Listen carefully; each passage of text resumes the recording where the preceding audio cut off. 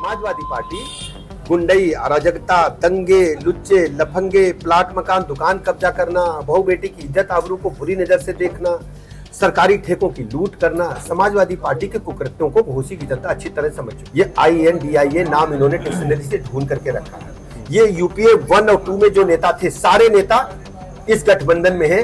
ये सड़े माल को नई पैकिंग में बेचना चाहते हैं। भारतीय जनता पार्टी शुचिता के साथ सर्व समाज को साथ लेकर चलती है। भारतीय जनता पार्टी गरीबों की पार्टी है। समाजवादी पार्टी सिर्फ गुंडों को आगे बढ़ाने का काम करती है। भारतीय जनता पार्टी शुचिता के साथ सर्व समाज को साथ लेकर के चलती है और गरीबों के जीवन में उत्थान लाने वाली पार्टी भारतीय जनता पार्टी है। भारतीय जनता पार्टी ने दिखा दिया है कि प्रदेश में कानून का राज स्थापित हो। तो घोसी का उपचुनाव अब धीरे धीरे चढ़ता जा रहा है। हम इस वक्त घोसी उपचुनाव में हैं और कोरिया पार एक जगह है, उस जगह पर हमारे साथ इस वक्त उत्तर प्रदेश सरकार के डिप्टी CM ब्रजेश पाठक भी मौजूद हैं चुनाव प्रचार में। स्वागत है सर आपका। बहुत बहुत धन्यवाद। लगातार चुनाव प्रचार चल रहा है और आप सब लोग कैंप कर रहे हैं। कहा यह जा रहा है कि इस बार समाजवादी पार्टी से बड़ी जबरदस्त टक्कर आप लोगों को मिल रही है। समाजवादी पार्टी यहाँ चुनाव लड़ रही और कोई दल चुनाव नहीं लड़ रहा है। इस वजह से आप कह रहे हैं भारतीय जनता पार्टी एक तरफा चुनाव घोसी में जीत रही है। सभी जाति, धर्म, संप्रदाय का वोट भारतीय जनता पार्टी को मिल रहा है। गरीब कल्याण योजनाओं ने, माननीय प्रधानमंत्री जी की जो गरीब कल्याण योजनाएं हैं, वो जन जन का भरोसा जीत चुकी हैं।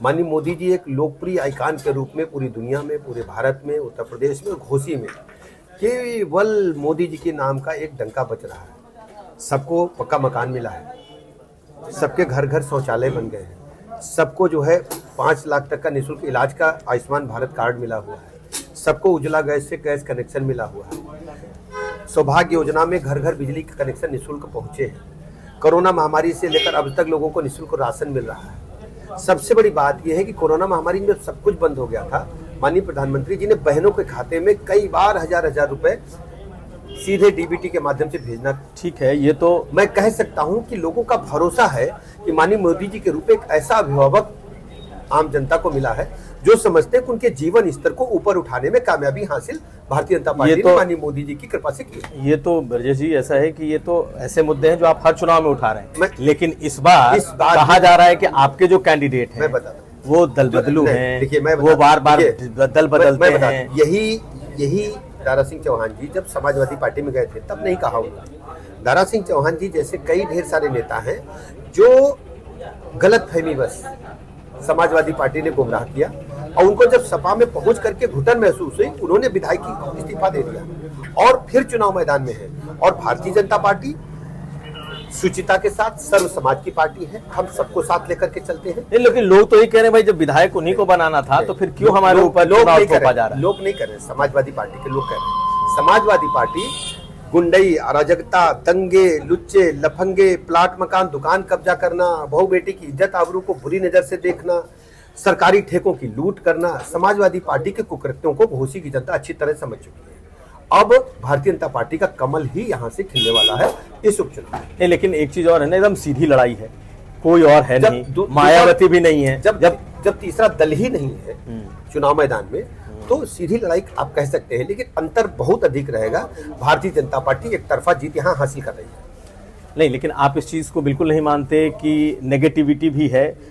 सुधाकर सिंह जो है पुराने नेता हैं, बहुत समय से समाजवादी पार्टी के कहा एक लॉयल एक मिनट समाजवादी पार्टी के ऐसे लॉयल नेता के सामने हैं जो कि 45 साल से उनके साथ है। आप लॉयल्टी की बात न करें।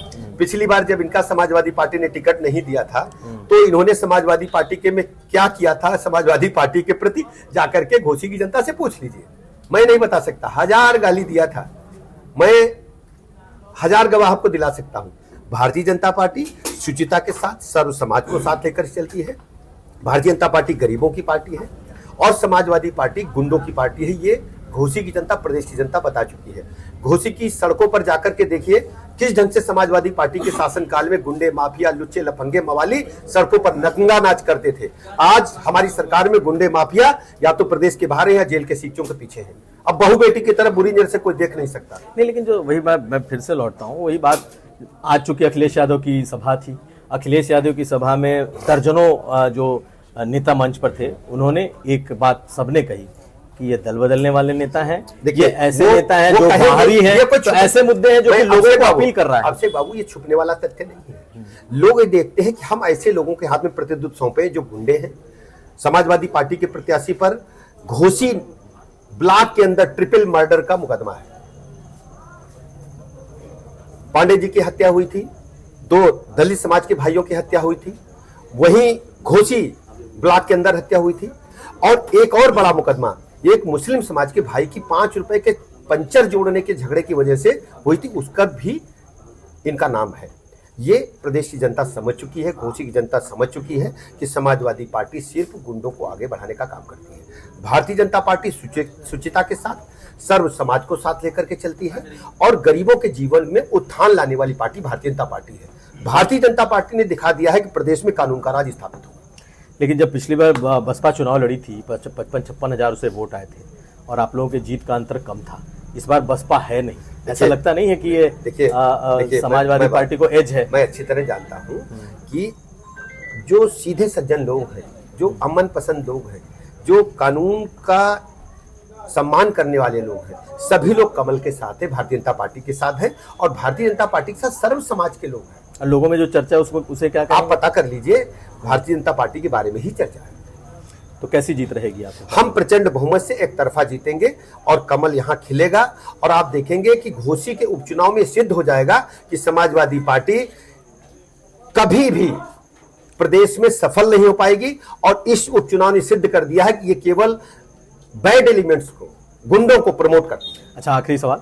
आज अखिलेश यादव ने मंच से ये कहा कि ये जो चुनाव है 2024 के लिए संदेश है, यानी कि कहीं ना कहीं ये इंडिया और एनडीए गठबंधन के बीच की अब लड़ाई होगी। मैं इंडिया के बारे में आपको बता दूं, ये INDIA नाम इन्होंने डिक्शनरी से ढूंढ करके रखा है।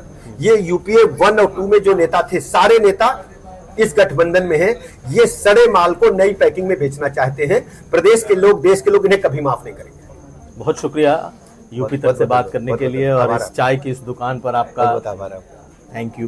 तो हमारे साथ थे ब्रजेश पाठक जी, जो कि देश के डिप्टी CM हैं और इस वक्त घोसी की गलियों में घूम रहे हैं, और आज हम लोगों ने चाय पर इनसे ये तमाम सवाल पूछे। एक बार फिर किसी नए शख्सियत के साथ मुलाकात होगी। नमस्कार।